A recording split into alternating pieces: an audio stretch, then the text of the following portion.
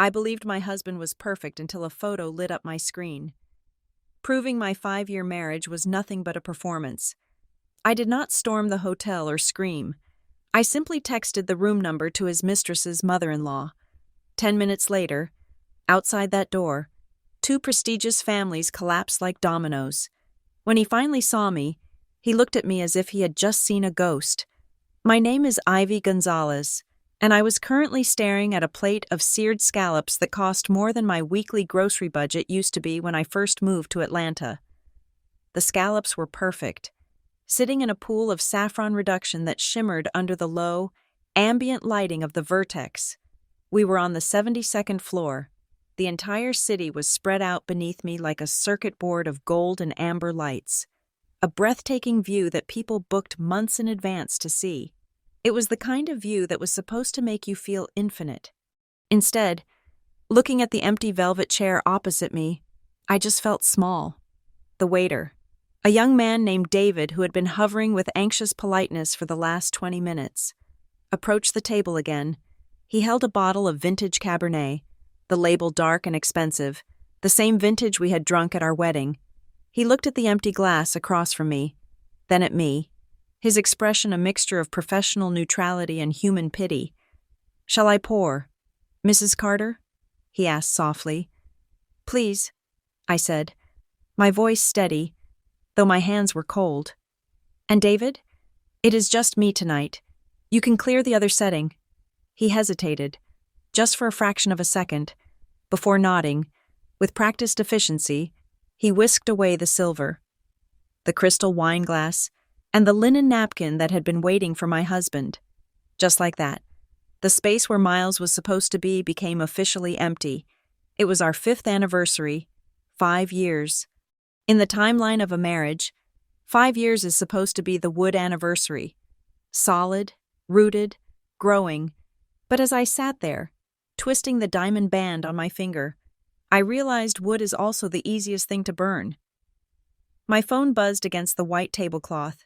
The screen lit up, slicing through the dim romance of the restaurant. "Miles, hubby. Baby, I am so sorry." The engine on the connection flight to Atlanta blew a sensor. We are grounded in Jacksonville until morning. I tried to rent a car, but there is nothing available. I am devastated. Happy anniversary, my love. I will make this up to you, I promise. I stared at the words. They were well written. Miles was always good with words. He was a consultant, after all. His entire career was built on telling people exactly what they wanted to hear in the most reassuring tone possible. I could almost hear his voice in my head, that smooth baritone that had convinced me to move cities, to change jobs, to believe that we were a team against the world. Jacksonville. It was a plausible lie, just far enough away to make travel impossible, just close enough to seem like he had tried. "Jacksonville," I whispered to the glass of wine. I picked up the glass and took a sip. The wine was heavy, rich with tannins, and tasted like ash. I was about to type a reply, something understanding, something like, "It is okay, honey. Get some rest." When the phone buzzed again, this time, it was not Miles. It was Tessa Morgan. Tessa was the kind of friend who did not believe in soft landings. If the plane was going down, she would hand you a parachute and push you out the door. We had known each other since our days as junior copywriters. Bonded by caffeine addiction and a mutual hatred for bad grammar, the message was just an image. No caption, no emojis. I tapped the screen to maximize it. My breath hitched in my throat, a physical spasm that felt like swallowing a shard of ice. The photo was high definition, likely taken with the new lens Tessa had been bragging about. It was taken from a distance, but the subjects were unmistakable. It was the lobby of the Grand Maribel Hotel. I recognized the distinct Art Deco chandelier in the background, a massive fixture that dripped crystals like frozen rain. In the foreground, standing near the reception desk, was a man in a navy bespoke suit. The cut of the shoulders was familiar because I had picked it up from the tailor 3 weeks ago. The way he stood, weight shifted to his left leg, was familiar because I had watched him stand that way at the altar. Miles. But he was not alone. His arm, the The same arm that had held me when I cried over my mother's surgery, the same arm that I curled into every night, was wrapped tightly around the waist of a woman in a shimmering emerald sequin dress. The dress was backless, plunging dangerously low, and his hand rested on her bare skin with a possessiveness that made my stomach turn. She was laughing, her head thrown back, a cascade of blonde waves spilling over his shoulder. In his other hand, Miles held 2 plastic rectangles, keycards. Jacksonville looked a lot like downtown Atlanta. I zoomed in on the woman's face. My heart, which had been hammering against my ribs, suddenly slowed down. It went cold. I knew her. Not personally, but I knew her. Everyone in Atlanta knew her. Serena Blackwell, the daughter-in-law of the Blackwell banking dynasty. Just last week, Southern Living had featured her on the cover as the face of modern philanthropy, praising her work with underprivileged youth. She was married to Julian Blackwell, the heir to a fortune so large it was practically its own economy. Serena Blackwell was untouchable. She was polished, poised, and public property. And she was currently checking into a hotel room with my husband. For a moment, the restaurant sound dropped away. I could not hear the clinking of silverware or the murmur of conversations. I felt a wave of nausea so violent I thought I might be sick right there on the pristine tablecloth. The betrayal was not just a stab. It was a humiliation. 5 years of building a life, of supporting his career, of defending him when my family said he was too ambitious. All of it dissolved in the pixelated reality of a smartphone screen. Then, something shifted. The nausea receded, replaced by a strange, icy clarity. It was as if a switch had been flipped in my brain. The part of me that was the loving wife, the Ivy who forgave and nurtured, quietly stepped back into the shadows. In her place stepped the Ivy who handled crisis management for Harbor Vane Creative Group, the Ivy who knew how to dismantle a PR disaster with surgical precision. I did not cry. I did not scream.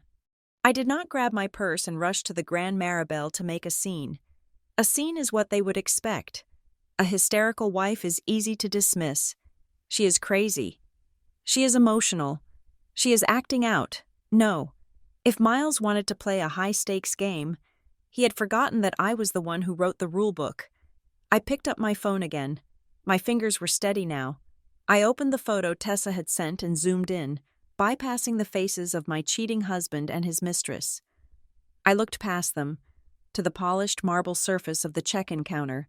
Tessa was a genius. She had caught the reflection of the receptionist's computer monitor on the glass partition separating the staff from the guests. It was reversed and blurry, a detail 99% of people would miss. But I worked in details. I screenshotted the reflection, flipped the image using a simple editing tool, and sharpened the contrast. There it was, a room assignment highlighted in blue, room 1816. The penthouse level. Of course, Miles was spending our anniversary budget, and likely then some, to impress a woman who probably slept on sheets made of silk spun by endangered worms. I exited the photo and opened my contacts. I scrolled past Miles, past his mother Diane, past our mutual friends. I went to the professional directory I kept synced to my cloud. 2 years ago, I had organized a charity gala where the Blackwell family was the primary donor. I had coordinated directly with the matriarch of the family because she did not trust assistance with her schedule. Evelyn Blackwell. Evelyn was not just a rich woman. She was an institution. She was terrified by social climbers and had a zero-tolerance policy for scandal. She was the iron fist that kept the Blackwell name pristine. If Serena was the face of the family, Evelyn was the spine, the brain, and the executioner. I stared at her number. Calling her would be a declaration of war. Not just against Miles, but against the social order of the city. It would destroy 2 marriages. It would humiliate the Blackwells. It would likely end Miles's career in this town forever. I looked at the empty chair across from me again. I thought about the text message. Grounded in Jacksonville. He lied so easily. He did not just lie. He crafted a scenario to make me feel sorry for him while he was undressing another woman. He was laughing at me. He thought I was sitting here, pining for him, a pathetic little wife waiting for her husband to come home. I opened a new message thread addressed to Evelyn Blackwell. I did not want to sound angry. Anger implies I am out of control. I needed to sound helpful. I needed to sound like the confused, dutiful wife who was just trying to be a good partner. I typed, "Good evening, Mrs. Blackwell. This is Ivy Gonzalez from Harbor Vane. I apologize for the late text. I just wanted to double-check if Serena is currently working at the Grand Maribel Hotel tonight. My husband, Miles, mentioned he was in a meeting with her regarding the charity fund in room 1816.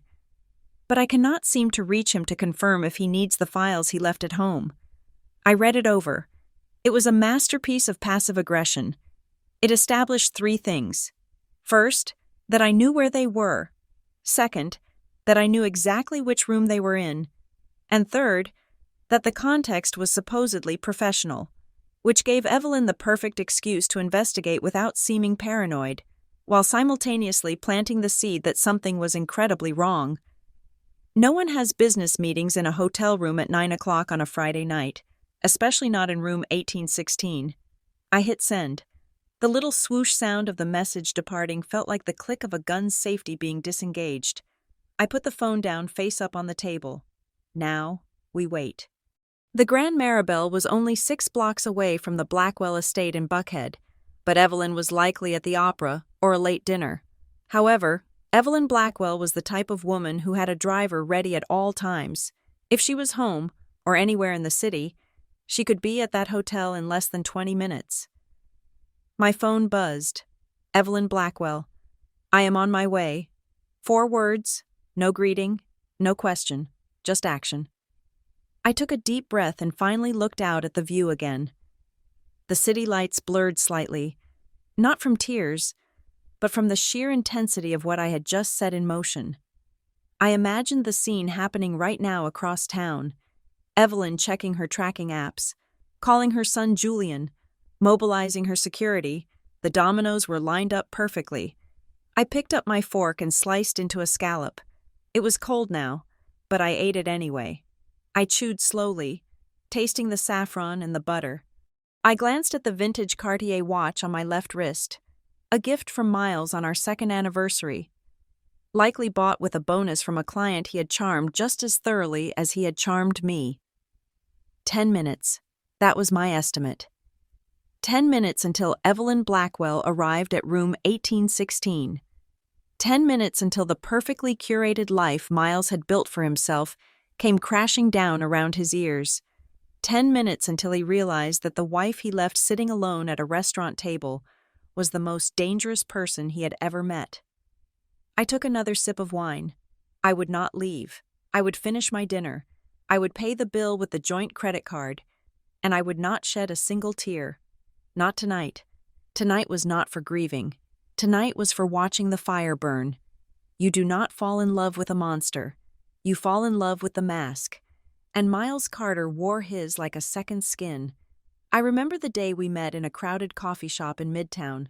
I was 20 minutes late, flustered, soaked from a sudden summer downpour, and entirely prepared to be rejected by the blind date my cousin had set up. Most men would have been checking their watches or scrolling through their phones with an air of annoyance. Miles was not. He was sitting by the window, reading a paperback, a fresh latte waiting for me on the coaster. When he saw me, he did not frown.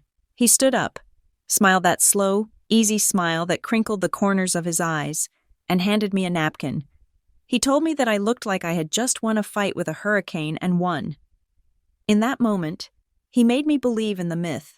He was the proof that chivalry was not dead, just hiding in a bespoke suit. He was patient. He was kind. He listened to me talk about marketing strategies for 40 minutes without once glancing at the television behind me. He made everyone around us feel like an extra in the movie of his life. And for 5 years, I was honored to be the co-star. He was the perfect partner, especially when it came to my career. When I landed the position of creative director at Harbor Vane Creative Group, a role that demanded 60-hour weeks and nerves of steel. Miles did not complain. He celebrated. He uncorked the champagne and told me that my ambition was the sexiest thing about me. He played the role of the supportive modern husband so well that I never noticed he was positioning himself in the spotlight of my success. There was a moment, 3 years ago, when Harbor Vane offered me a transfer to the San Francisco branch. It was a massive opportunity, a chance to run my own division. I wanted it. I wanted it so badly I could taste the fog and the sourdough. But Miles sat me down, held my hands, and talked about our roots here in Atlanta. He talked about the house we were going to buy, the children we might have, the life we were building. He did not say no. He just painted a picture of a future that could only exist here, a picture so beautiful that San Francisco looked cold and lonely by comparison. I declined the offer. I told my boss that family came first. I thought I was making a noble sacrifice for love. Now, looking back, I realize I was just clipping my own wings because he did not want to fly that high. The cracks in the porcelain began to show about 6 months ago, hair-thin fractures that I refused to acknowledge. It started with the schedule. Miles had always been busy, but suddenly his calendar became a classified document. The vague business trips multiplied. He was going to Charlotte for a consultation. He was flying to Raleigh for a site visit. He was driving to Savannah for a client emergency. Then came the phone, for 4 years. His phone had been common property. It sat on the kitchen counter, unlocked, playing music or displaying recipes. Then, overnight, it became an extension of his body. He took it to the bathroom. He took it to the garage. If I walked into the room while he was typing, he would angle the screen away, subtly, casually, but deliberately. The passcode changed from his birthday to a 6-digit string I did not know. When I asked, jokingly, if he was hiding state secrets, he laughed and said his firm had updated their security protocols. It was a lie that sounded just boring enough to be true. I began to notice the late-night conversations. He would step out onto the balcony of our condo, sliding the glass door shut behind him. Through the glass, I would watch him. His posture was different out there. He was animated, intense, using hand gestures I never saw when he spoke to me. If I opened the door, the conversation would die instantly. He would switch to a monotone voice, saying something about quarterly projections, before hanging up and smiling at me.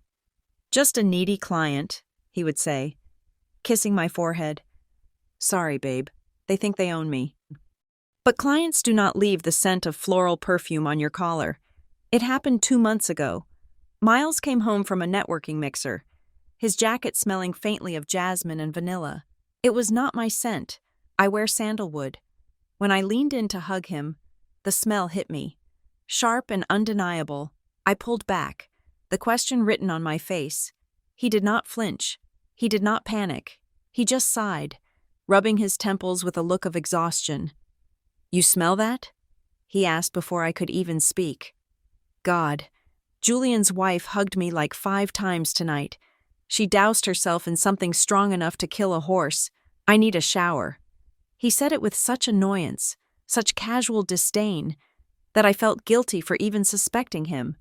He scrubbed the evidence away in the shower, and I scrubbed the suspicion from my mind. He was doing this for us. I told myself.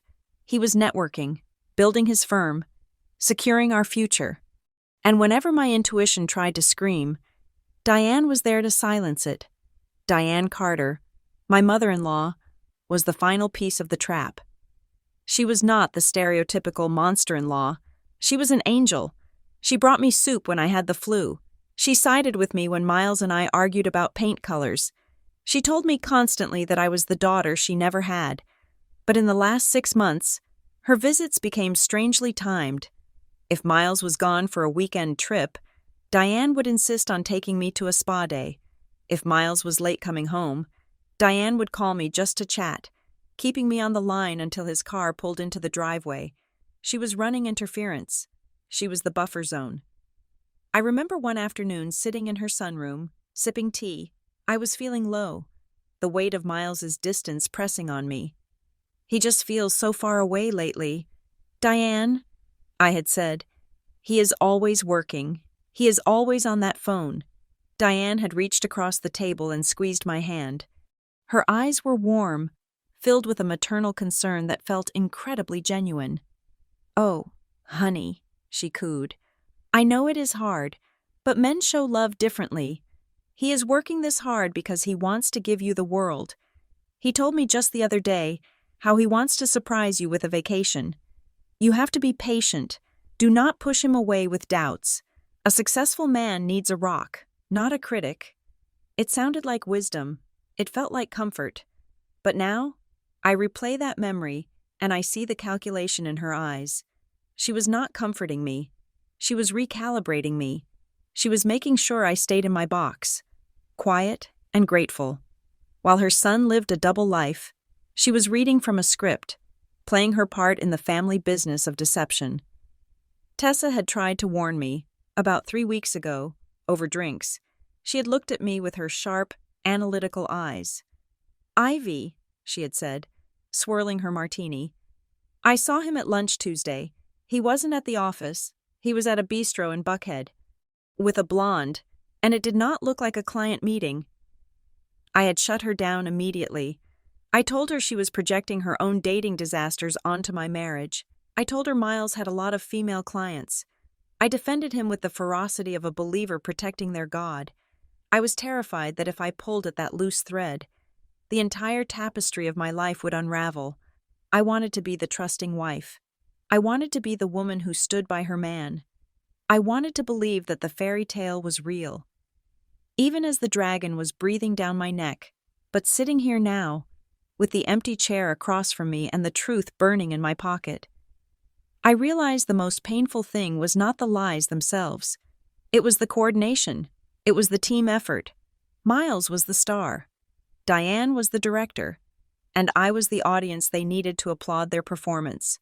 I did not know if I was a wife or just a legal cover. The architecture of a lie is fascinating. It requires maintenance, structural integrity, and constant reinforcement. But sometimes the liar gets lazy. Sometimes they leave the blueprints right in the pocket of their suit jacket. My mind drifted back to my 30th birthday, exactly 2 months ago. It was supposed to be a milestone celebration. I had reserved a table at a French bistro we both loved, wearing a dress I had bought 3 weeks in advance. Miles never showed up. His phone went straight to voicemail at 6 o'clock and stayed that way until the sun came up. I spent my 30th birthday drinking cheap wine on our couch, watching the candles on my cake melt into puddles of wax. He stumbled through the front door at 4 in the morning, reeking of stale scotch and desperation. He fell to his knees, literally weeping, holding my hands and spinning a tale about a client crisis in rural Alabama where the cell towers had gone down due to a storm. He was so convincing, shaking with what looked like exhaustion, that I found myself comforting him.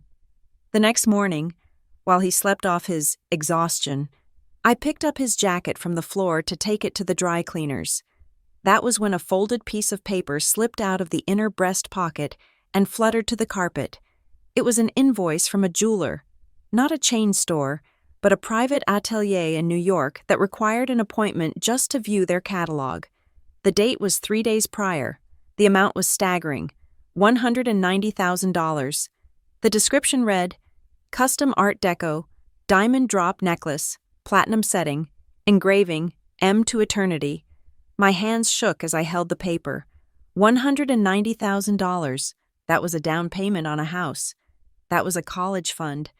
It was an insane amount of money for a man who claimed we needed to be conservative with our savings for the future. I was ready to storm into the bedroom and scream him awake, but just as I turned, the doorbell rang. It was Diane. She had just happened to be in the neighborhood with fresh bagels. She took one look at my face and the paper in my hand, and she went into damage control mode immediately. "Oh, Ivy," she said, her voice dropping to a conspiratorial whisper as she scanned the invoice. "Do not jump to conclusions.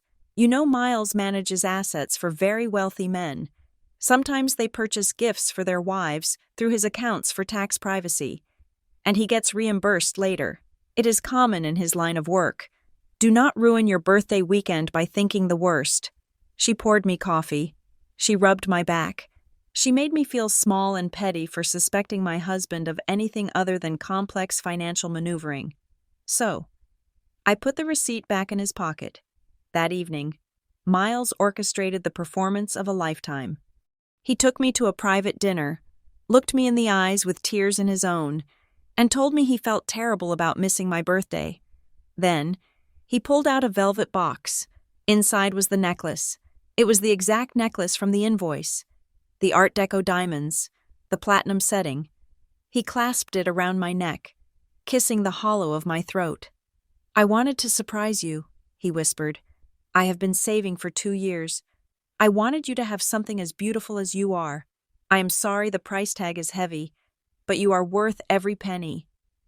I felt a wave of guilt so strong it nearly knocked me over. I had doubted him. I had listened to the paranoid voice in my head when I should have trusted his heart. I wore that necklace for weeks, touching the cool diamonds, telling myself I was the luckiest woman in Atlanta. I was almost fully sedated by his lie. Almost. Then came the charity gala for the Arts Council last week. I did not attend because I had a deadline, but I was scrolling through the event photos on social media the next morning while drinking my coffee. I stopped on a picture of Serena Blackwell.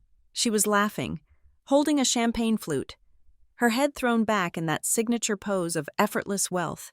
She was wearing a black velvet gown, and around her neck was my necklace. I blinked. I zoomed in. It looked similar. Sure, but these designs were often replicated. I told myself it was just a coincidence. Then I saw the caption, posted by the jewelry atelier itself. "Double Trouble, a custom commission for a special client who knows that beauty should always be paired. A masterwork in duplicate." The air left my lungs. Duplicate. He had not bought one. He had commissioned 2. Identical necklaces. One for the wife at home to keep her quiet and grateful, and one for the mistress to wear in public. The M to Eternity engraving was not a promise to me. It was a brand. He was branding his cattle. That was the moment the detective woke up. I stopped asking questions. I started hunting. I waited until Miles was in the shower and took his wallet. I did not look for receipts. Amateurs look for receipts. I looked for the patterns. I photographed his credit cards, front and back. I used a reverse search algorithm to check his frequent flyer numbers. I logged into our shared laptop, but instead of checking the browser history, I went to the digital trash bin and the spam folder of his secondary email account, the one he thought I did not know the password to. Men like Miles are arrogant. They think deleting an email makes it disappear. They forget that delete just moves a file to a different folder, in the spam folder. Buried under offers for cheap pharmaceuticals and fake loans, I found them. Automatic confirmations from the Grand Maribel Hotel, not just for tonight, for every Thursday for the past 4 months. Room service bills for champagne and strawberries. Spa bookings for 2 under the name Mr. and Mrs. Smith, a cliché so lazy it was almost insulting. I cross-referenced the dates with his calendar. Every client dinner, every late night at the office, every emergency trip aligned perfectly with a check-in at the Grand Maribel. But the final blow, the one that shattered the last remnant of my denial, did not come from a screen. It came from the balcony. 2 days ago, Diane came over for lunch. Miles was home, taking a sick day. He was out on the balcony taking a call, sliding the glass door shut.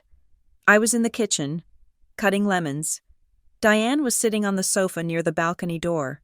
She did not know I had walked into the living room behind her. She was watching Miles through the glass, a look of intense concentration on her face. Her phone buzzed. She picked it up and answered. I froze behind the bookshelf. "I know. He is sloppy," Diane said into the phone, her voice low and sharp. "I told him to stop using the joint card for the dinners. Listen to me. You need to tell Serena to be more careful with what she posts. Ivy is not stupid, but she is trusting. We need to keep this stable until the merger goes through. If Ivy finds out before the fiscal year ends, the alimony will ruin his liquidity." She paused, listening to the person on the other end. "Do not worry," Diane continued, her voice softening into that fake sweetness I had heard 1,000 times. "I have handled her. Ivy still believes he is a saint. Just keep Serena happy and tell Miles to buy Ivy flowers tonight. It always works." I stood there, the knife still in my hand. looking at the back of the woman I had called Mom for 5 years. The betrayal of a husband is a knife in the heart, but the betrayal of a mother? That is a knife in the back. Diane was not just an enabler, she was the architect. She knew. She had known the whole time. She had watched me cry, watched me doubt myself, watched me try to fix a marriage that was already a corpse. And she had patted my hand and told me to try harder. She was protecting the merger. She was protecting the money. I was just an obstacle to be managed, a variable in their financial equation. I backed away silently into the kitchen. I put the knife down on the cutting board. My hands were trembling, not from sadness, but from a rage so cold it burned. I looked at the diamond necklace sitting on the counter, where I had taken it off to clean. It glittered under the kitchen lights, a beautiful, expensive shackle. They thought I was weak. They thought I was the trusting Ivy who could be bought with flowers and lies. They thought they could manage me until it was financially convenient to discard me. I picked up the necklace and dropped it into the garbage disposal. I did not turn it on. I just wanted it out of my sight. I was not going to file for divorce, not yet. A divorce petition is a warning shot. It gives the enemy time to hide assets, time to spin narratives, time to prepare. No, I was not going to sue them. I was going to lure them. I was going to lay a trail of breadcrumbs so appetizing, so irresistible, that they would march themselves right into the slaughterhouse. I would let them think they were winning, right up until the moment the cage door slammed shut. I walked back into the living room, a smile plastered on my face. "Who wants tea?" I asked. Diane turned and beamed at me, the picture of maternal love. "I would love some, sweetheart." I smiled back.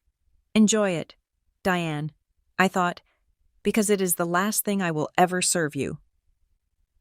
The cafe Tessa chose was tucked away in a quiet alley of the West Side Provisions District, a place with high-backed booths and low lighting, designed for conversations that needed to stay off the record.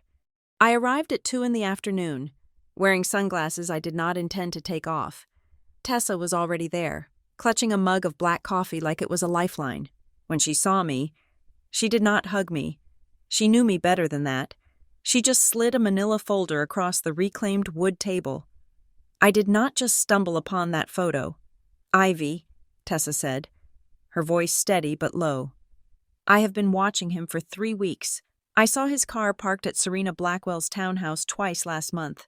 I saw them having lunch at a place in Buckhead that is way too intimate for a client meeting. I did not want to tell you until I had something concrete. I did not want to break your heart on a hunch." I opened the folder. It was thin, but the contents were heavy. Dates, times, locations. It was a timeline of betrayal. "I am not mad at you," I said, closing the folder. "I needed to see it, but now I need to know what to do with it." Tessa nodded and pulled out a business card. It was stark white with black text. No logo, no tagline, just a name and a number. Caleb Knox. "He does not have billboards on the highway," Tessa said. "He does not do TV commercials. He is the guy the wives of Fortune 500 CEOs call when they want to surgically remove a husband without bleeding out. He is expensive, he is mean, and he wins." An hour later, I was sitting in Caleb Knox's office. It was as sterile as an operating room. Steel, glass, and a view of the skyline that looked like a jagged set of teeth. Caleb was a man in his 50s, with silver hair and eyes that looked like they had seen every variation of human greed and stupidity. He did not offer me water. He did not offer me sympathy. He leaned back in his leather chair, steepled his fingers, and looked at me. "Mrs. Carter," he said, his voice dry. "I have reviewed the preliminary intel your friend provided. It is a standard affair, messy, but standard. Now, I need to know what your objective is. There are 2 ways we can do this. Option A. We file for divorce on the grounds of adultery. We fight for a year. You get half the assets, maybe some alimony, and you move on. That is the clean way." He paused, studying my face. Option B. We burn them. We do not just go for the divorce. We go for the jugular. We expose the reputational damage. We leverage the prenup clauses regarding fidelity, and we ensure that when he walks out of that courtroom, he is lucky if he still owns his socks. But option B requires patience. It requires you to be cold. It requires you to go home to that man and pretend you still love him. I thought about the empty chair at the restaurant. I thought about Diane's fake smile. I thought about the duplicate necklaces. I do not want just a divorce, Mr. Knox, I said. I want justice, and I want the truth. I want them to pay for thinking I was stupid enough to be their stepping stone. Caleb smiled. It was a terrifying expression. Good. Then welcome to the war room. The plan was simple but excruciating. I had to play the role of the sentry. I had to go back to being the doting, oblivious wife. I had to let Miles believe he was safe. Comfort breeds mistakes, and we needed him to make mistakes. Tessa brought in the heavy artillery. Rowan Pike. Rowan was a private investigator who looked like a librarian but worked like a sniper. He specialized in forensic accounting and digital surveillance. He set up a secure Dropbox for me to upload anything I found. That night, I went home and cooked Miles's favorite dinner, roast chicken with herbs. When he walked in, smelling of guilt and expensive soap, I kissed him. I asked him how his day was. I listened to him lie about a difficult meeting with a vendor. I smiled and poured him wine. Inside, I was screaming, but on the outside, I was the picture of domestic bliss. While he showered, I went to work. I had access to our home office, but Miles kept his work files on an encrypted server. However, he was lazy with his physical backups. I found a flash drive taped to the underside of his desk drawer. It was amateur hour. I plugged it into my laptop, copied the contents, and sent them to Rowan. The next day, Rowan sent me a preliminary report. It was worse than I thought. Miles was moving money, large sums, $5,000 here, $10,000 there. It was all going to companies with generic names like Blue Spruce Holdings and Apex Consulting. They are shell companies, Rowan explained over an encrypted call. He is siphoning marital assets. He is billing himself for consulting services from these fake companies, paying them from your joint accounts, and then likely funneling that money into an offshore account or a crypto wallet. He is draining the liquidity of your marriage so that when the divorce happens, on paper, he will look broke. My blood ran cold. This was not just about sex. This was a heist. The following evening, Diane came over for dinner. The performance continued. She sat at my table, ate my food, and patted my hand. You look tired, Ivy, she said, her voice dripping with that cloying sweetness. Are you working too hard? You know, Miles worries about you. He thinks you should take a sabbatical, maybe focus on the house more. I am fine, Diane, I said, forcing a smile. Just busy season. Well, do not burn out, she said. Miles is working so hard to secure your future. You should trust him to handle the heavy lifting. Secure my future? He was stealing it, and she knew. She was likely the one telling him how to do it. 2 days later, the real blow came. Miles came home early. Holding a folder, he looked serious, putting on his financial advisor face. Babe, he said, sitting next to me on the sofa. I have been looking at our tax bracket for this year. We are getting killed on the joint filing status with your promotion and my bonuses. My lawyer drafted up a little restructuring plan. It is basically a post-nuptial agreement, but it is purely for tax optimization. It protects your income from my business liabilities. He handed me the document. Marital Asset Restructuring and Liability Shield. It just separates our primary assets, he continued, speaking fast. It puts the house and the savings in a trust that I manage. So if anyone sues my firm, they cannot touch your money. It is standard stuff. I need you to sign it so we can file before the quarter ends. I took the pen. My hand hovered over the paper. I looked at him. He was looking at me with those wide, trusting eyes, the eyes I fell in love with. If I signed this, I would be signing away my rights to the house, our savings, and his future earnings. I would be legally agreeing that everything we built belonged to the trust, which he controlled.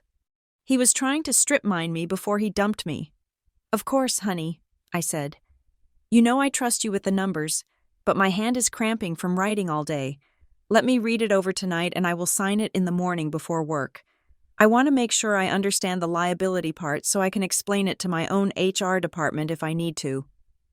A flicker of panic crossed his face. Gone in an instant. "Sure," he said, "but do not take too long. We have a deadline." "I promise," I said. I took the folder into the bedroom.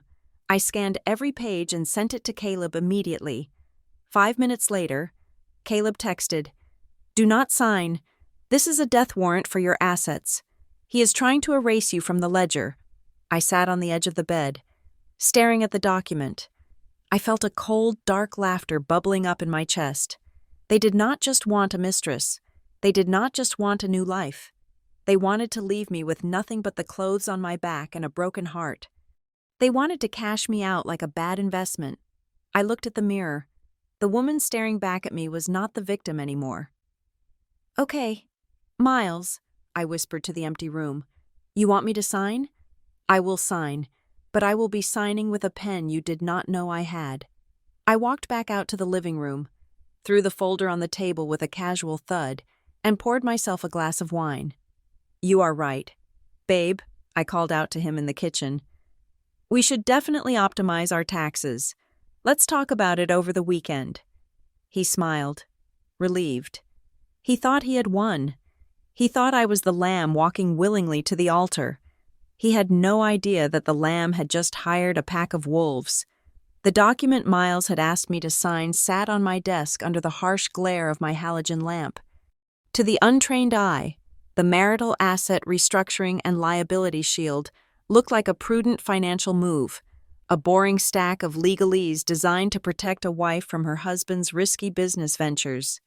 But I did not have an untrained eye. At Harbor Vane, I spent half my life reading contracts for brand partnerships and crisis mitigation. I knew how to spot a trap door in a paragraph of text. I poured myself a third cup of black coffee and started dissecting the paperwork. Line by line, the language was slippery. It used terms like irrevocable trust and sole discretionary power assigned to the trustee, Miles. But the real smoking gun was in the exhibits attached at the back. The document listed several entities that would be managing our assets.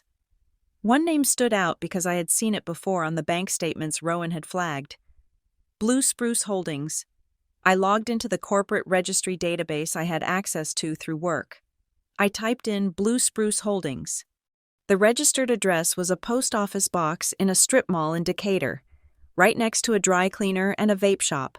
The registered agent was a generic legal service, but when I pulled the filing history, I saw the initial incorporation documents. The signature on the bottom was scribbled, but the printed name of the organizer was M. Carter. Miles had created a shell company, but why? A man does not create a shell company just to hide a few expensive dinners. You build a shell company when you need to wash money. I went back to the bank statements Rowan had sent me. I traced the flow of funds. Miles would transfer money from our joint savings into his business account, then invoice himself for consulting services from Blue Spruce Holdings. The money would leave our life, enter the shell company, and then vanish. I needed to know where it went after Blue Spruce. I texted Rowan. "I need the outbound transactions for Blue Spruce Holdings. Can you get them?"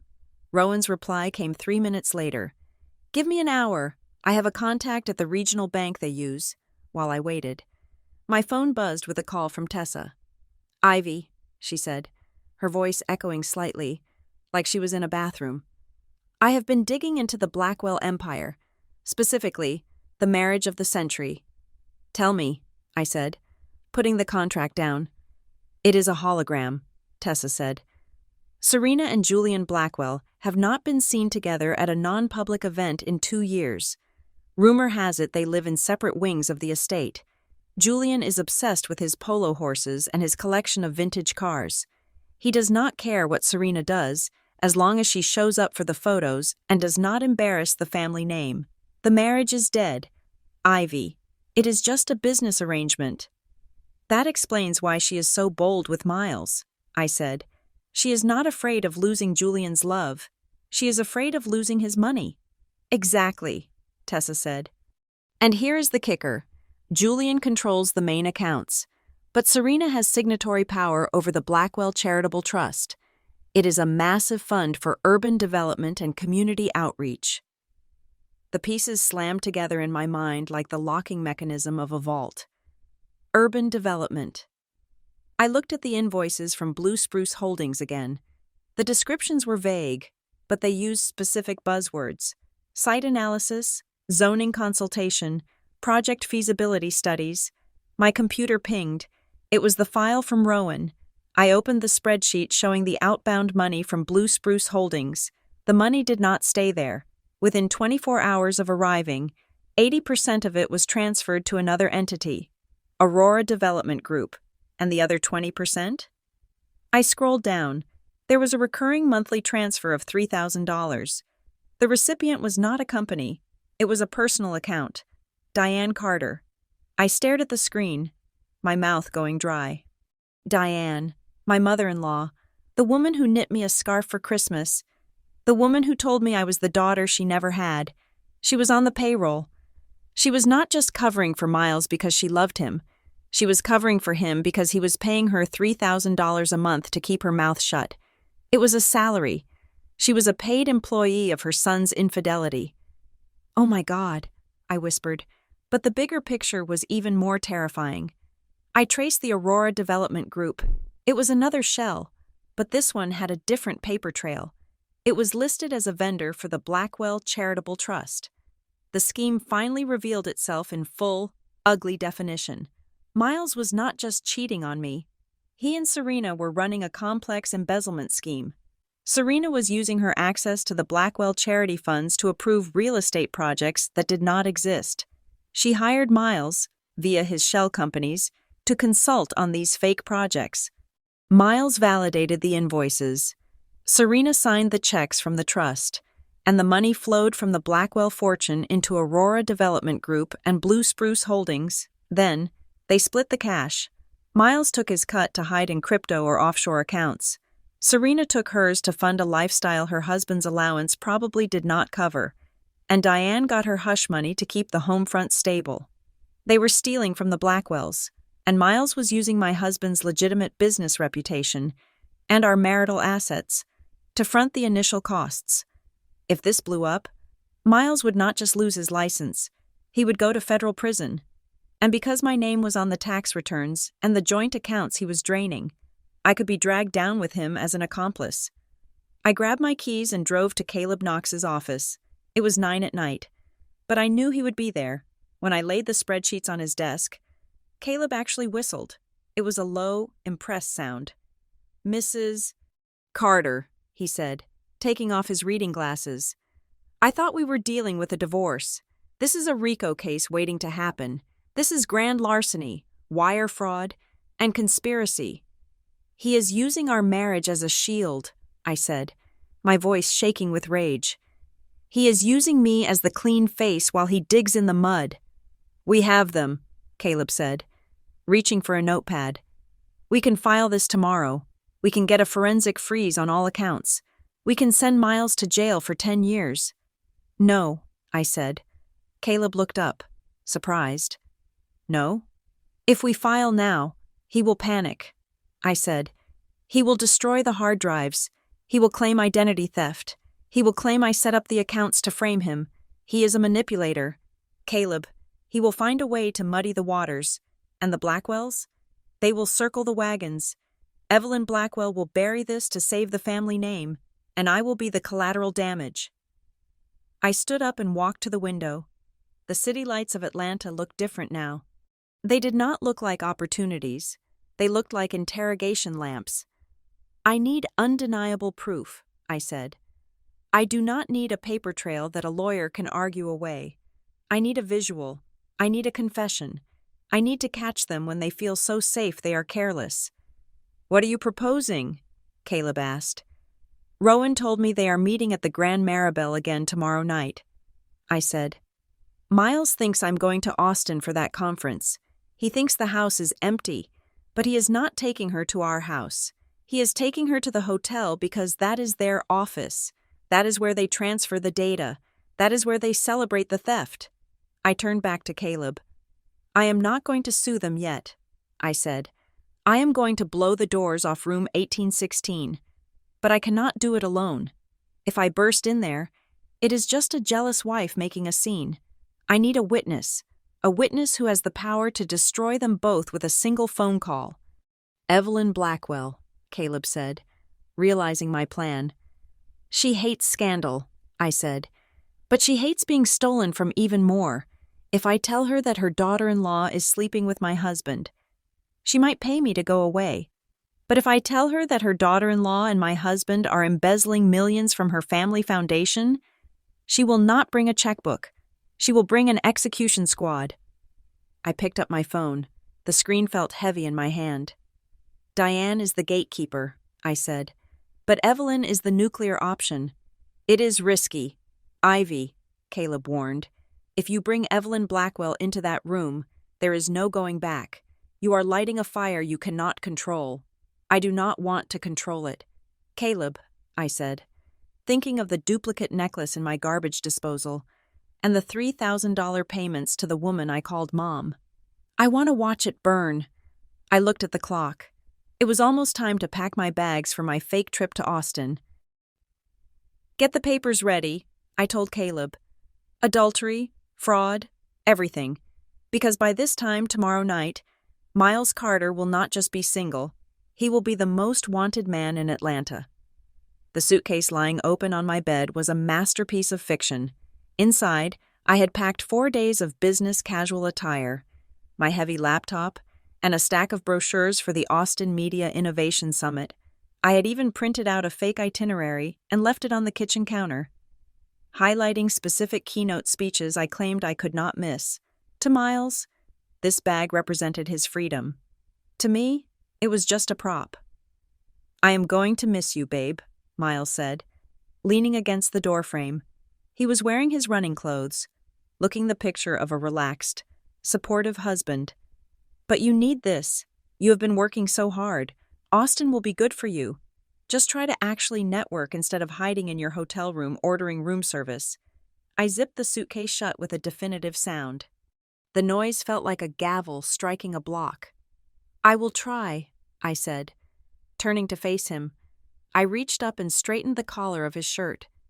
You just promise me you will rest. Do not work too hard on the Blue Spruce account while I'm gone. Order pizza. Watch those action movies I hate.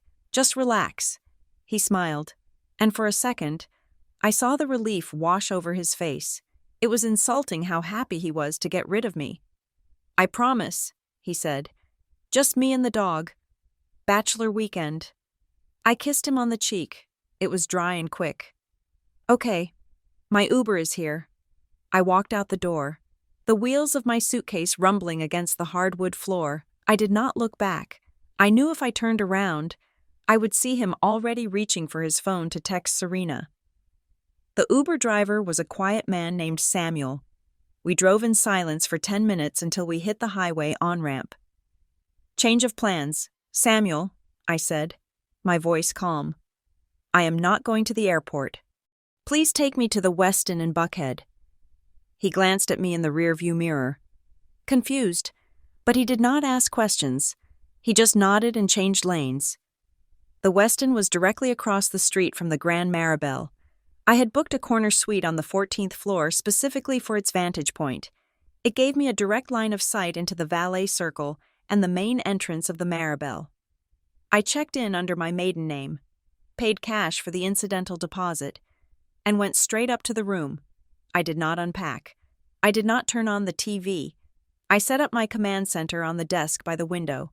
I set up a high-powered spotting scope on a tripod, the kind birdwatchers use, and focused it on the revolving glass doors across the street. Next to it, I placed my laptop, encrypted and connected to a secure hotspot. My phone buzzed. It was Rowan Pike. Pike, I am in position. I have a team member in the lobby of the Maribel pretending to read a newspaper. I am in the parking garage. We are recording everything. Ivy. Good. Do not engage. Just document. I sat in the chair and waited. The waiting is the hardest part. Your mind starts to replay every memory, tainting them with the knowledge of betrayal. But I forced myself to stay in the present. I was not a wife today. I was a hunter. At 4:30 in the afternoon, the trap began to spring. Miles's black sedan pulled into the valet circle of the Grand Maribel. He stepped out, wearing the navy suit I knew he would wear. He looked fresh, energized. He handed the keys to the valet with a laugh, slipping the boy a bill that looked like a 20. He did not look like a man missing his wife. He looked like a man who owned the city. He walked into the lobby, his stride confident. 10 minutes later, a white Range Rover pulled up. My stomach tightened. It was Serena Blackwell. She was wearing oversized sunglasses and a silk scarf, trying to look incognito in a car that cost more than most people's homes. She tossed her keys to the valet and marched inside, her posture rigid and demanding. My laptop chimed. It was an incoming video link from Tessa. I accepted it. "Got it," Tessa said, her voice breathless.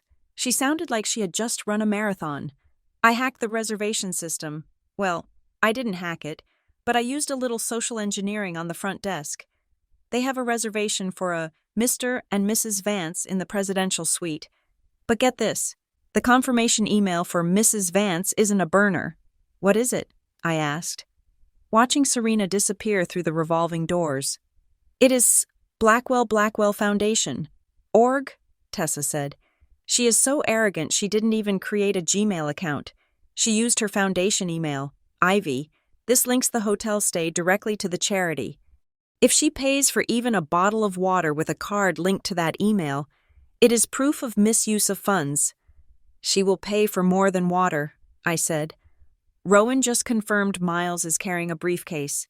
They are not just there for sex. Tessa, they are there to sign papers. They are moving the money tonight."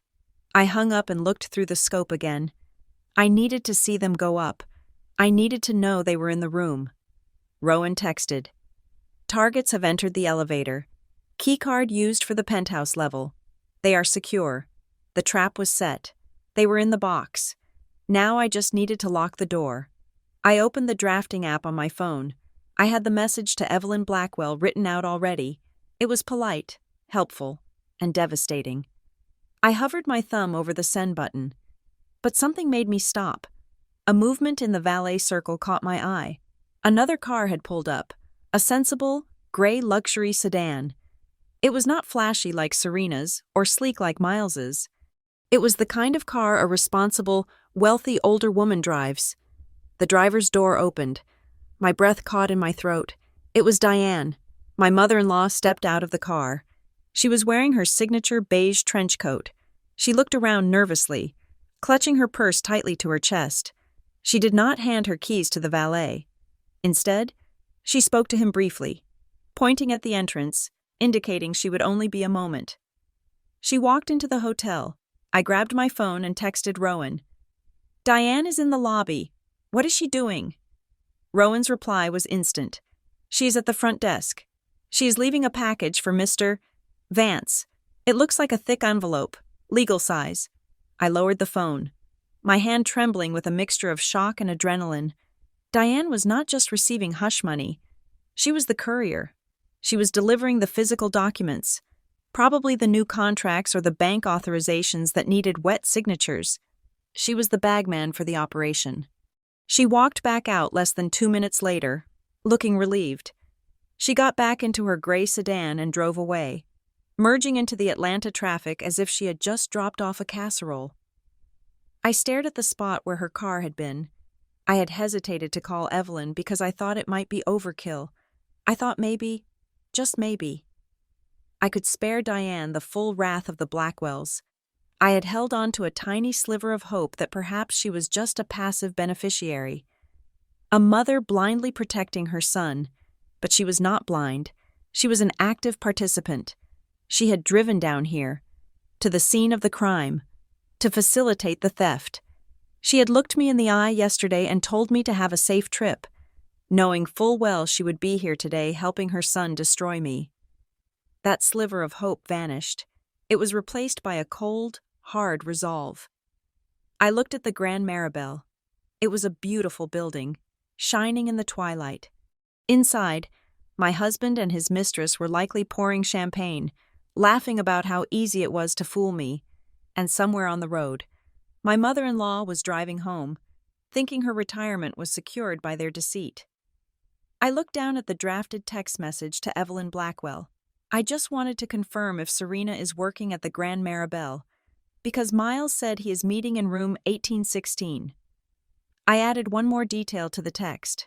I attached the photo Tessa had sent me, the one showing the reservation under the fake name linked to the foundation email. I was not just a woman scorned anymore. I was the hand of fate. "Thank you for stepping onto the stage, Diane," I whispered to the empty hotel room. "You just made sure the audience will be captivated." I took a sip of the cold coffee on my desk. I watched the lights of the Grand Maribel flicker on. One by one, I pressed send. The screen of my phone went dark, but the message was already traveling through the invisible network of the city, a digital bullet aimed straight at the heart of the Blackwell dynasty. I did not stay in the hotel room across the street to watch the aftermath through a telescope. I wanted to hear the sound of the collision. I grabbed my purse, pulled my trench coat tight, and took the elevator down to the street. I crossed the avenue, dodging a taxi, my heart hammering a rhythm against my ribs that felt like a war drum. I slipped into the lobby of the Grand Maribel through the side entrance near the coffee shop, positioning myself behind a large, leafy potted palm that obscured me from the main doors, but gave me a perfect view of the reception desk. I checked my watch. 7 minutes had passed since I sent the text. Evelyn Blackwell was efficient, but even I underestimated her speed. Exactly 3 minutes later, the automatic doors slid open, and the atmosphere in the lobby shifted instantly. It was not just a change in air pressure, it was a change in gravity. Evelyn Blackwell did not arrive alone. She arrived with an army. She walked in first, wearing a structured black coat that looked like armor. Flanking her was Julian Blackwell, Serena's husband.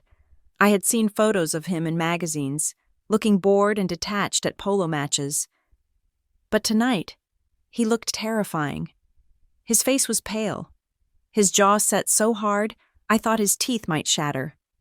Behind them were 2 older people I recognized from the society pages as the Harringtons, Serena's parents. Her mother looked like she was about to faint, clutching her husband's arm, while her father looked like a man marching to his own execution. Trailing them were 3 men in dark suits, private security. They moved with the silent, fluid grace of predators. The night manager, a man with a thin mustache and a name tag that read Claude, rushed out from behind the desk, his hands raised in a placating gesture. "Mrs. Blackwell?" he stammered, his voice echoing in the sudden silence of the lobby. "We were not expecting you. If I had known—" Evelyn did not stop walking. She did not even slow down. She reached the desk and slapped her hand onto the marble surface. The sound was like a gunshot. "I am not here for pleasantries. Claude," she said, her voice ice-cold and loud enough to freeze the tourists sitting in the lounge. "I require the master key for the penthouse level, specifically for room 1816. "Ma'am," Claude squeaked, sweating visibly, "I cannot just give out keys to guest rooms. It is against privacy policy. Mr. Vance gave strict instructions." "Mr. Vance does not exist." Julian stepped forward, his voice a low growl. "That room is being paid for with my family's money. You have 5 seconds to give my mother the key, or I will have the police here to raid this place for facilitating fraud. Choose." Claude looked at the security guards behind them. He looked at Evelyn's face, which promised nothing but destruction. He broke, with shaking hands. He tapped a code into the computer and programmed a keycard. He handed it to Evelyn. "Thank you," she said, snatching it. "Do not call up. If you warn them, I will buy this hotel just to fire you." The group marched toward the elevators. I waited until the doors slid shut on them, watching the digital numbers start to climb. Then, I sprinted to the second bank of elevators. I swiped my own card. Thankfully, The lobby bar on the top floor meant the elevators were accessible to the public, and pressed the button for the 18th floor. My elevator was faster. I arrived seconds before them. I stepped out into the plush, carpeted hallway and immediately ducked into the alcove housing the ice machine, just 10 feet away from room 1816. The elevator doors down the hall dinged. The Blackwell procession stepped out. They moved in a tight formation, silent and deadly. I held my breath. This was it. Evelyn marched up to room 1816. She did not knock. She did not hesitate. She swiped the master key. The light on the lock blinked green. She pushed the door open and stepped inside, followed immediately by Julian and the Harringtons. The security team stayed in the hall, crossing their arms, blocking the exit. For 2 seconds, there was silence. Then, chaos exploded. It started with a scream. It was a high, shrill sound. Serena. Then the sound of glass shattering against a wall. "Get off me!" That was Miles. His voice was cracked with panic. I crept closer. Peering around the edge of the doorframe, the door had been left wide open in their haste. The scene inside was like a Renaissance painting of hell. Miles was scrambling out of the bed, trying to pull on his trousers, hopping on one leg. He looked pathetic. Serena was clutching a sheet to her chest, her face drained of all color, her eyes wide with terror. Julian was standing over the bed, his fists clenched at his sides.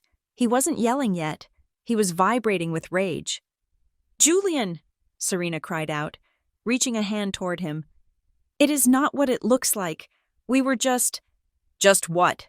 Julian roared, his voice cracking. "Just reviewing the portfolio? Naked? In a hotel room paid for by my mother?"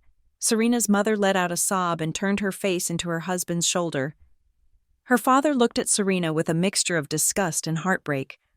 "Serena," he whispered, "how could you?" Miles finally managed to zip his pants. He looked around the room, his eyes darting from the security guards to Evelyn, looking for a weak link. He found none. He looked cornered. He looked like a rat, and then he did exactly what I knew he would do. He tried to save himself. He raised his hands in a surrender gesture, stepping away from Serena. "Listen, please," Miles stammered, sweat pouring down his forehead. I am a victim here. You have to believe me. She seduced me. She told me the marriage was open. She told me she needed comfort because you were abusive. Julian! I tried to say no. I tried to keep it professional." Serena's jaw dropped.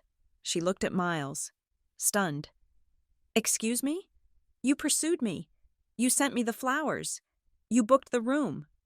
"I was pressured," Miles yelled, his voice rising to a hysterical pitch. "I was afraid of losing the contract with the foundation.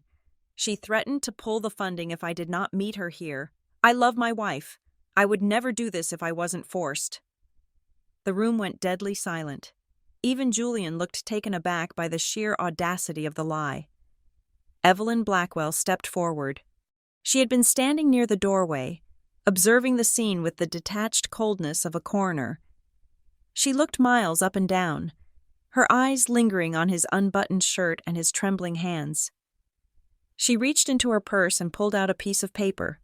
It was a printout. I recognized it. It was the reservation log Tessa and I had dug up. "A victim," Evelyn repeated, tasting the word like it was spoiled milk. She took a step closer to Miles. "That is a fascinating narrative. Mr. Carter, but tell me something." She held up the paper, her voice dropping to a whisper that was louder than a scream. "What kind of victim books a hotel room by the month?" Miles froze. His mouth opened, but no sound came out. "This is a standing reservation," Evelyn continued, her voice slicing through the air. "Every Thursday for 16 weeks, prepaid, from an account linked to your shell company, Blue Spruce Holdings. We checked the ledger on the way over." She let the paper flutter to the floor. "You are not a victim, Mr. Carter," she said. "You are an investment, and a very poor one." Serena's parents looked at the floor. Julian let out a harsh, bitter laugh. Get dressed. Julian spat at Serena. You have 5 minutes to get out of my sight before I have security throw you out into the hallway as you are. Miles was backing up toward the wall. He looked sick. He looked destroyed. He thought this was the bottom. He thought this was the worst moment of his life. He was wrong. I stepped out from the alcove. I smoothed my trench coat. I adjusted my bag on my shoulder. I walked to the open door. The security guard moved to stop me, but Evelyn saw me. She raised a hand, signaling him to let me pass. I stepped into the room. The carpet was thick beneath my boots. The air smelled of expensive perfume and fear. Miles looked up. When he saw me, his face went from pale to a ghostly translucent gray. It was the look of a man who realizes that the ghost haunting him is not dead, but very, very alive. Ivy? He whispered. The name came out like a question, like he could not believe I was real. I did not scream. I did not cry. I stood there, framed by the doorway, looking at the wreckage of the two families. Hello, Miles, I said. My voice was calm, conversational. I decided to skip Austin. The weather forecast looked terrible. He slumped against the wall, sliding down until he hit the floor. He knew, in that second, looking at my face, he knew everything. He knew I had sent the text. He knew I had brought them here. He knew that his perfect little life had not just been destroyed by bad luck. It had been dismantled, piece by piece, by his wife. The silence in room 1816 was heavier than the humid air outside. It pressed against the walls, suffocating the sobs of Serena's mother and the ragged breathing of my husband. I stepped fully into the room, my heels sinking into the carpet, making no sound. I did not look at Serena, who was wrapped in a bedsheet like a cheap Greek statue. I did not look at Julian, who was vibrating with a murderous rage. I looked only at Miles. He was pressed against the silk wallpaper, his shirt half-buttoned, his face a mask of absolute terror. He looked at me, and for the first time in 5 years, I saw him clearly. He was not looking at his wife. He was looking at his prosecutor.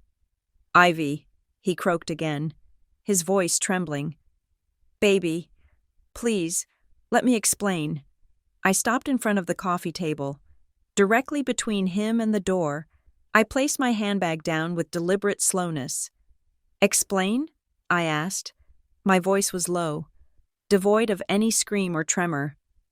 It was the voice I used in boardrooms when a project was failing, and I was the only one with the solution. You just told Mrs. Blackwell you were a victim, that you were coerced. I looked him in the eye.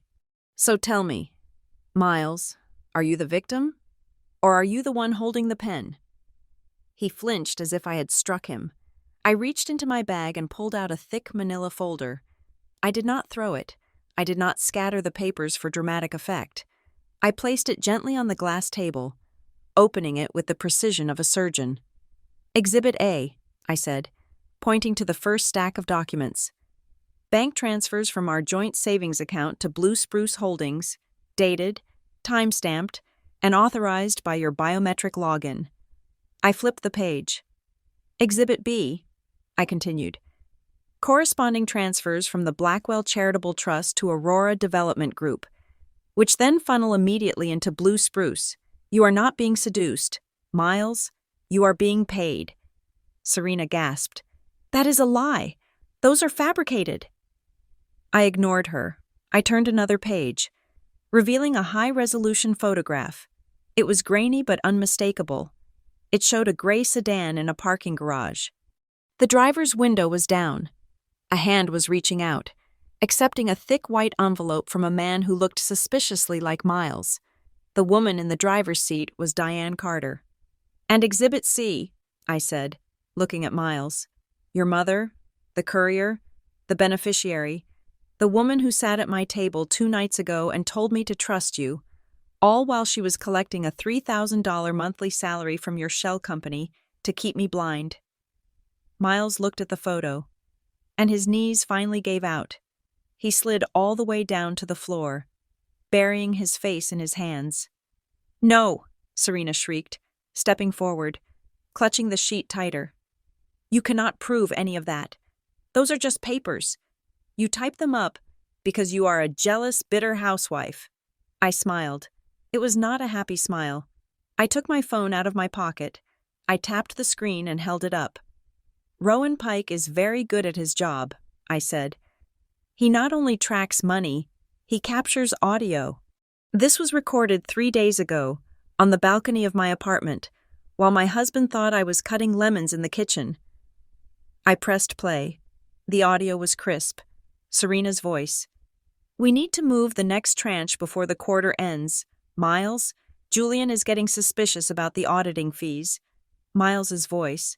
I know. I created a new invoice for structural consultation. It is $40,000. Just sign it and I will wash it through blue spruce. Ivy is clueless. She thinks we are just having cash flow issues. Serena's voice. Good. I need that cash for the new condo in Miami. Make it happen. I pressed pause. The silence that followed was absolute. Julian Blackwell walked over to the table.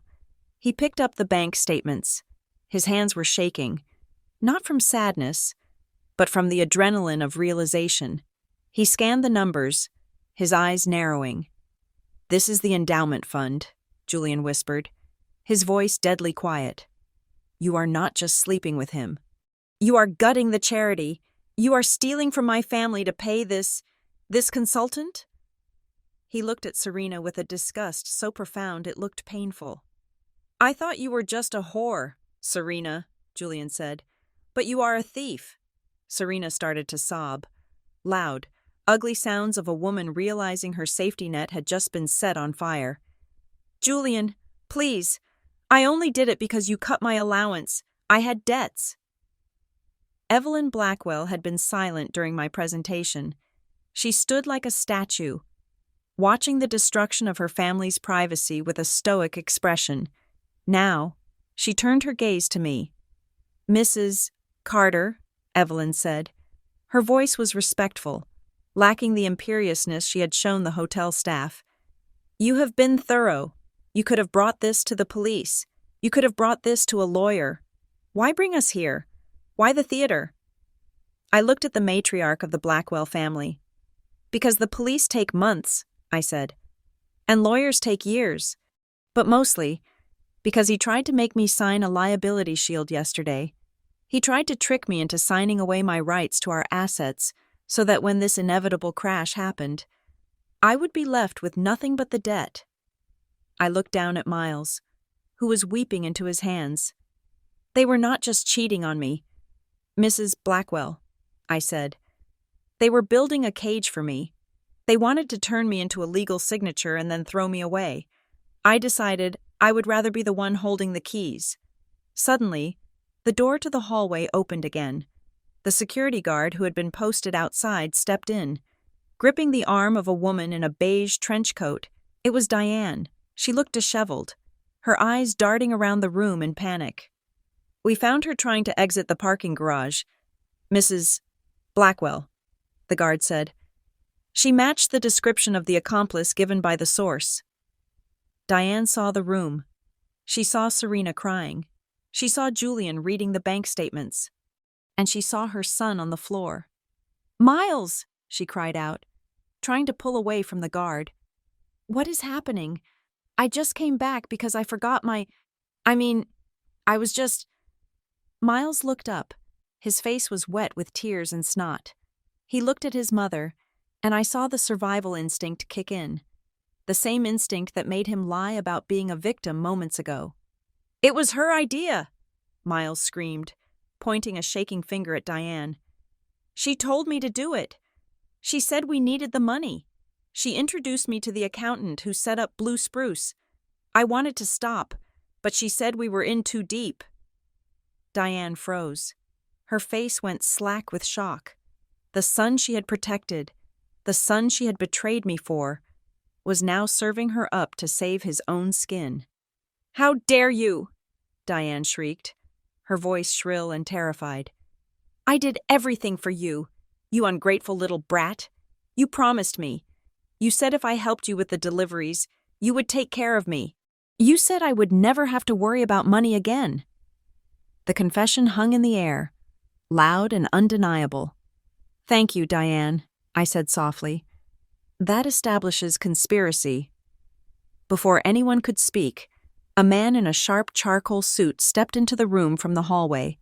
He moved with the confidence of someone who charges $600 an hour. He carried a leather briefcase and a stack of papers. It was Caleb Knox. He did not look surprised to see the Blackwells. He did not look surprised to see the crying mistress or the groveling husband. He looked like he had arrived for a scheduled appointment. "Good evening," Caleb said, his voice smooth. He walked over to me and handed me a document. Then he turned to Miles and Diane. "Mr. Carter, Miss Carter," Caleb said, handing them each a copy of the papers. "I am Caleb Knox, representing Mrs. Ivy Gonzalez Carter. You have just been served with a notice of preservation of evidence.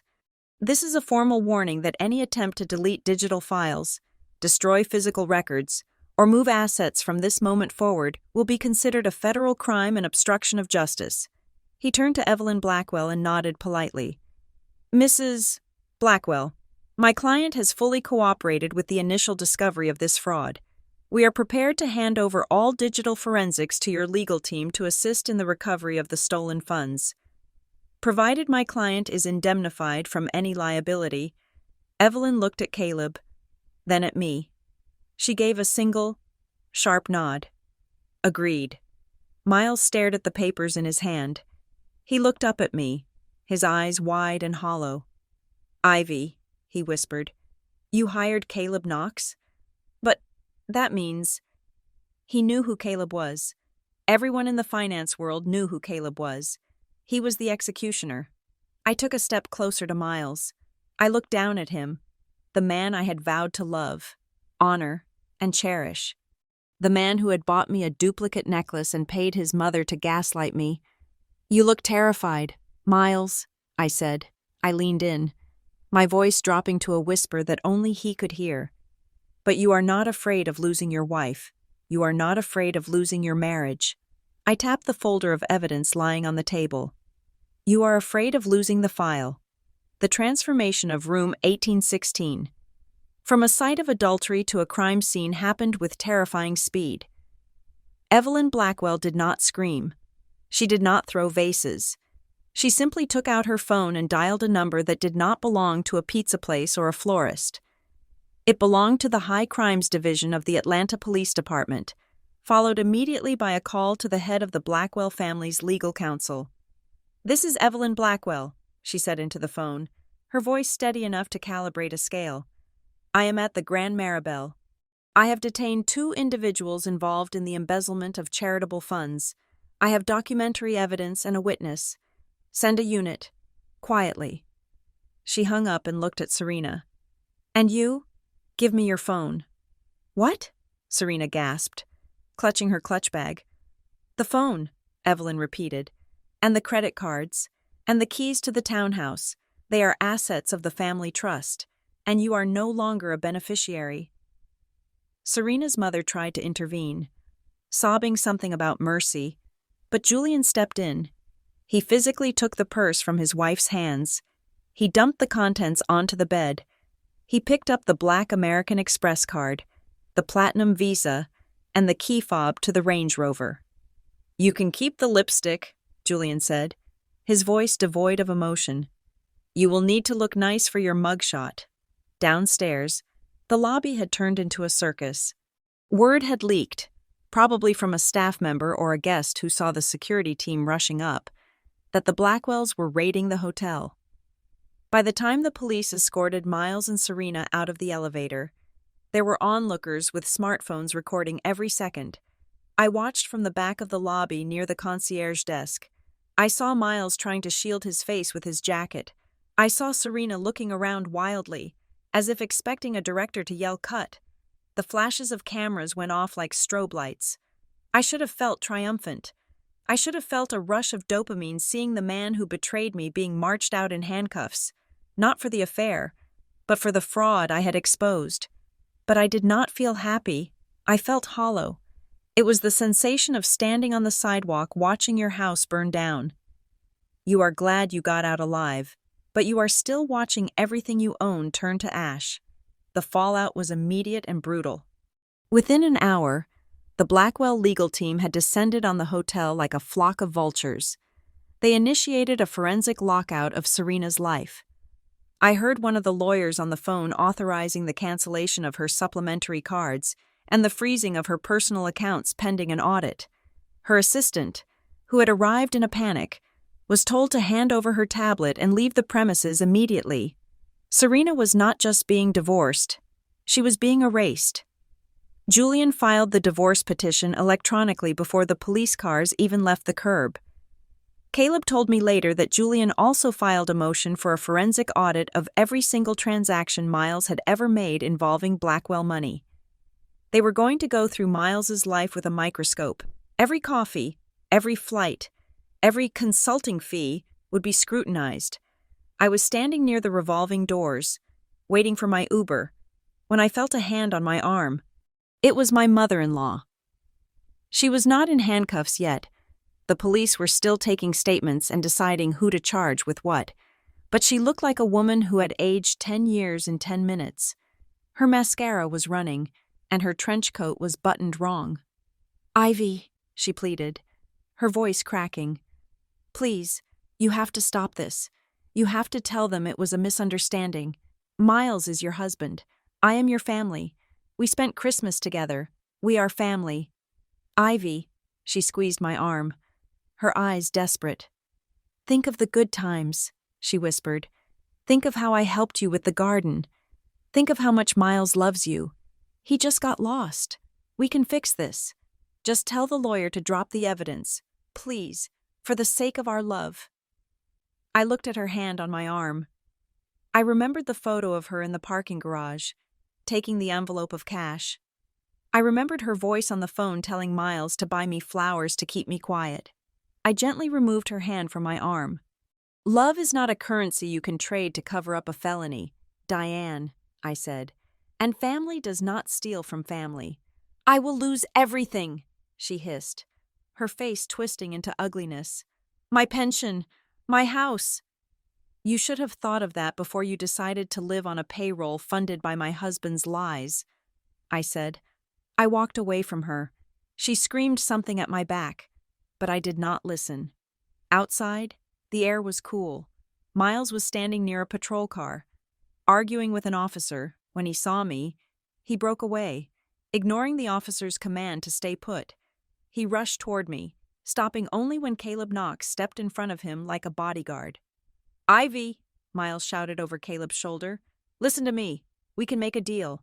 I have money stashed away that they do not know about. Crypto, gold. I can give you half. I will give you 70%. Just tell them you made a mistake with the files. Tell them you forged the documents. I will set you up for life." He was trying to bribe me with the money he had stolen from me. I looked at him, and I felt absolutely nothing. The anger was gone. The sadness was gone. There was just pity. "I do not want your money, Miles," I said, "and I cannot withdraw the files. Caleb has already uploaded copies to the district attorney's secure server. It is out of my hands. It is the state against you now." Miles looked at Caleb. Caleb nodded, a small, shark-like smile on his face. "The preservation order is already active, Mr. Carter," Caleb said, "and we have just received a temporary injunction freezing all joint accounts. You cannot buy a pack of gum without a judge's permission, let alone bribe a witness." The officer grabbed Miles by the shoulder and pulled him back toward the car. As they shoved him into the back seat, he looked at me one last time. It was the look of a drowning man realizing no one is throwing a rope. I went back to the hotel I had booked across the street. I needed sleep. I needed silence, but the night had one more surprise left. I was sitting on the edge of the bed, staring at the news report on the mute television. The ticker at the bottom read, "Blackwell Family Scandal. Fraud Allegations, Rock Charity Gala." When my phone pinged with an email notification, it was from a generic address, something like justiceseeker@gmail.com. The subject line was simply, I saw the news. I know him. I opened it. Dear Mrs. Carter, I saw the video of the arrest on Twitter. I used to work as a junior analyst for Miles 3 years ago. I was fired because I found a discrepancy in the accounts of a widow he was managing. He told everyone I was incompetent and ruined my reputation, but I kept the files. He did the exact same thing to her. He created a shell company, billed her for estate management, and drained her retirement. I thought I was the only one who knew. If you need more ammunition, I have the spreadsheets. He is not just a bad husband. This is what he does. It is a model. I read the email twice. A cold chill went down my spine, different from the shock of the affair. This was not a crime of passion. This was not a man who made a mistake because he fell in love with a rich woman. This was a predator. Miles Carter was a serial financial abuser. I was just the latest host body he had attached himself to. The widow, the Blackwells, me. We were all just fuel for his engine. I typed a reply. Send me everything. I put the phone down. The tears I had been holding back did not come. Instead, a new feeling settled in my chest. It was harder than resolve. It was duty. I was not just ending a marriage anymore. I was ending a pattern. I was going to make sure that when the sun came up tomorrow, Miles Carter would never be able to sign his name to a contract again. The courtroom was sterile, smelling of lemon polish and old paper. It was a place designed for the dismantling of lives, and today, it was Miles Carter's turn to be taken apart. The hearing was not the dramatic, screaming spectacle that movies promise. It was quieter, colder, and infinitely more devastating. Caleb Knox stood at the heavy oak table, his posture relaxed, looking less like a lawyer and more like a predator toying with a wounded animal. The judge, a woman with reading glasses perched on the end of her nose, flipped through the 3-inch binder of evidence we had submitted. The adultery was barely a footnote. The photos of Miles and Serena at the hotel were just the garnish. The main course was the financial forensic report. Your Honor, Caleb said, his voice smooth and carrying to the back of the room. The petitioner, Mrs. Carter, is not merely seeking a dissolution of marriage based on infidelity. We are presenting evidence of a systematic conspiracy to defraud. The respondent, Mr. Carter, utilized marital funds to seed shell companies, specifically Blue Spruce Holdings and Aurora Development Group, for the express purpose of laundering embezzled money and hiding assets from his wife. Miles sat at the defense table. He looked smaller than I had ever seen him. His suit, usually tailored to perfection, hung loosely on his frame. He did not look at me. He stared at his hands, which were clasped tightly together to stop them from shaking. The judge looked up from the binder. Mr. Carter's counsel claims these were legitimate business investments that simply failed. Investments typically involve contracts. Your Honor, Caleb countered, not cash deliveries in parking garages made by the respondent's mother. That was the pivot point. That was when the alliance crumbled. Serena Blackwell had been subpoenaed. She sat in the witness box, looking pale and stripped of her usual arrogance. She had cut a deal. Her lawyers knew the evidence against her regarding the charity fraud was overwhelming, so they had advised her to cooperate to minimize her prison time, and cooperation meant giving up the co-conspirators. Ms. Blackwell? Caleb asked. Who physically transported the cash withdrawals from the Aurora accounts? Serena hesitated for a heartbeat. She looked at Miles. Then she looked at Diane Carter, who was sitting in the gallery, weeping softly into a handkerchief. Serena's survival instinct kicked in, sharp and vicious. It was Diane, Serena said, her voice clear. Miles did not want to be seen carrying the envelopes because of his position at the firm. Diane offered to do it. She said she needed the money for her retirement fund. She took a 10% cut of every delivery. A gasp rippled through the courtroom. Diane stood up, her face blotchy with tears. You liar, she screamed, pointing a trembling finger at Serena. I did it for my son. You dragged him into this. Sit down, ma'am, or I will have you removed, the bailiff barked. Diane collapsed back onto the bench, sobbing. I watched her. and I felt a strange sense of detachment. This was the woman who had held my hand and told me I was being paranoid. Now, she was being cannibalized by the very people she had tried to protect. The judge's gavel fell like a hammer on glass. The ruling was total, because Miles had attempted to defraud me, specifically citing the liability shield document he had tried to trick me into signing. The judge invoked a fraud penalty regarding the division of assets. Miles did not get half. He did not get anything. The court awarded me full ownership of our home, 100% of our legitimate savings, and ordered Miles to pay restitution for the funds he had siphoned off, plus my legal fees. But the criminal indictments were the real blow. Miles was facing charges for wire fraud, embezzlement, and conspiracy. He was looking at 5 to 10 years in a federal facility. When the hearing ended, Miles tried to approach me. His lawyer held him back, but Miles locked eyes with me. "I built us a life, Ivy," he whispered, desperate for me to validate his delusion one last time. "I did it for us." I looked at him, at the sweat on his brow, at the fear in his eyes. The mask was gone. The perfect husband was dead. All that was left was a scared little con man. "You did not build a life, Miles," I said softly.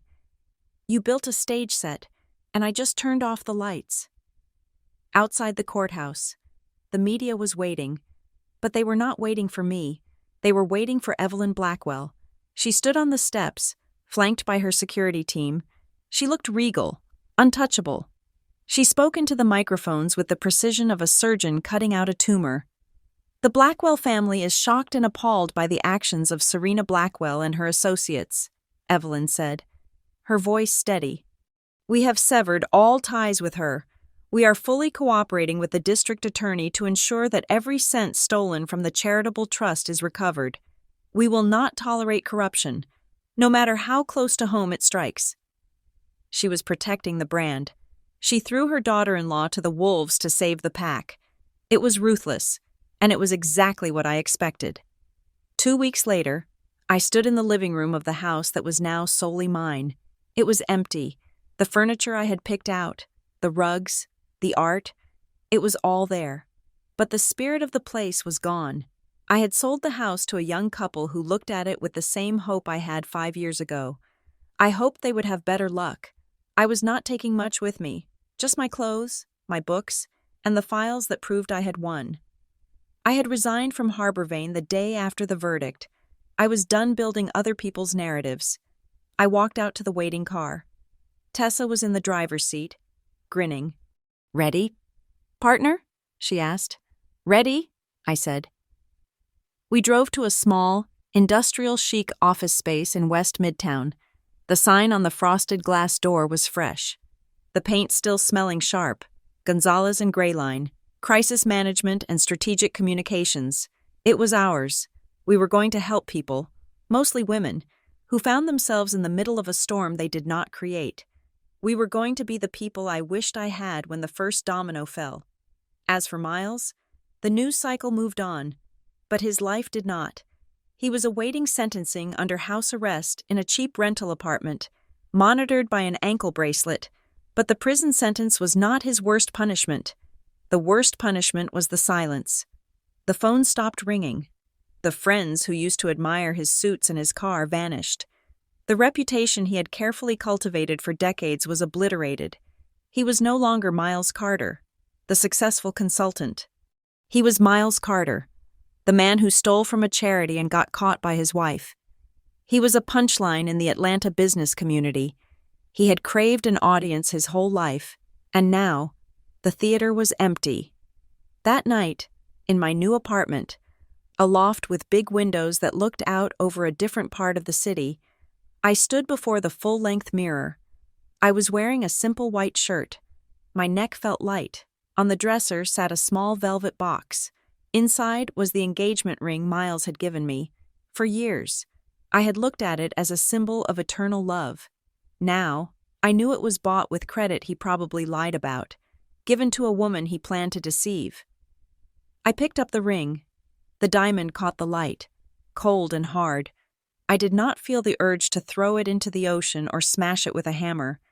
That would be dramatic, and I was done with drama. I dropped it into the box and snapped the lid shut. "This is not a memory," I said to the reflection in the mirror.